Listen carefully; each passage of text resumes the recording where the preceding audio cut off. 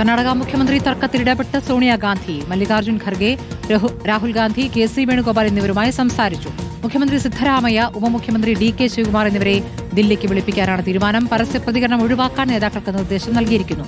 നോബിൾ മാരിക്കാരൻ വിവരങ്ങളുമായി. നോബിൾ, പലതവണയുള്ള ശ്രമങ്ങളും പരിഹാരമാകാതെ നീണ്ടുപോകുമ്പോൾ ഇപ്പോൾ സോണിയാഗാന്ധി തന്നെ നേരിട്ടിടപെടുകയാണോ? എപ്പോഴാണ് നേതാക്കളെ ഡൽഹിക്ക് വിളിപ്പിച്ചിരിക്കുന്നത് നോബിൾ?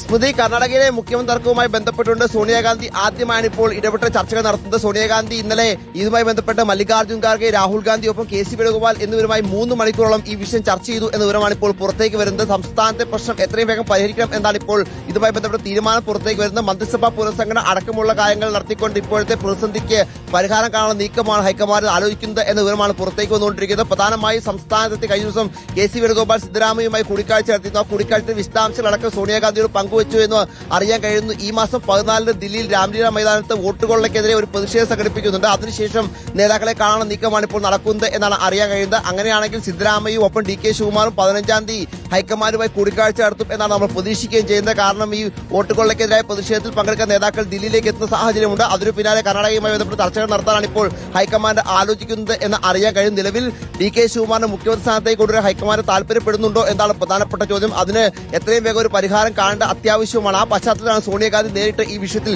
ഇടപെടുകയും ചെയ്തത്. സോണിയാഗാന്ധിയും ഡി.കെ. ശിവകുമാറും നല്ല ബന്ധത്തിലാണ് എന്നുകൂടി നമ്മൾ ഈ ഘട്ടത്തിൽ എടുത്തു പറയേണ്ടതുണ്ട്. അതായത് സംസ്ഥാനത്തെ സാഹചര്യം ഇപ്പോൾ വളരെ മോശം സാഹചര്യത്തിൽ അത്യാവശ്യം നല്ല മികച്ചതിലേക്ക് മാറിയിട്ടുണ്ട് എന്നാണ് ഹൈക്കമാൻഡ് വിലയിരുത്തുന്നത്. പ്രത്യേകിച്ച് 2 ബ്രേക്ക്ഫാസ്റ്റ് മീറ്റിംഗുകൾ നേതാക്കൾ നടത്തിയിരുന്നു. സിദ്ധരാമയ്യയുടെ വീട്ടിലേക്ക് ഡി.കെ. ശിവകുമാറും തിരിച്ച് ഡി.കെ. ശിവകുമാറിന്റെ വീട്ടിലേക്ക് സിദ്ധരാമയ്യയും എത്തി ചർച്ചകൾ നടത്തിയിരുന്നു. അതിന് പിന്നാലെ അവിടെ ഒരു വെടിനിർത്തൽ ഉണ്ടായിട്ടുണ്ട് എന്നാണ് ഹൈക്കമാൻഡ് വിലയിരുത്തുന്നത്. ആ പശ്ചാത്തലത്തിൽ ഇനിയിപ്പോൾ കൂടുതൽ പ്രശ്നം ഉണ്ടാകാതിരിക്കാൻ പരസ്യ പ്രതികരണങ്ങൾ വിലക്കുകയും ചെയ്തിട്ടുണ്ട്. അതായത് ഇന്നലെ 3 മണിക്കൂറാണ് ഈ വിഷയം സോണിയാഗാന്ധി, മല്ലികാർജ്ജുൻ ഖാർഗെയും രാഹുൽ ഗാന്ധിയും കെ.സി. വേണുഗോപാൽ നടത്തിയത് എന്ന വിവരമാണ് പുറത്തേക്ക് വരുന്നത്. ഉടനെ തന്നെ പ്രശ്നപരിഹാരം അവിടെ ഉണ്ടാകും എന്നും അറിയാൻ കഴിയും. അതിന്റെ ഭാഗമായി നേതാക്കളെ സിദ്ധരാമയ്യയും ഡി.കെ. ശിവകുമാറിനെയും ദില്ലിക്ക് വിളിപ്പിക്കുകയും ചെയ്യും. സ്മൃതി, ശരി.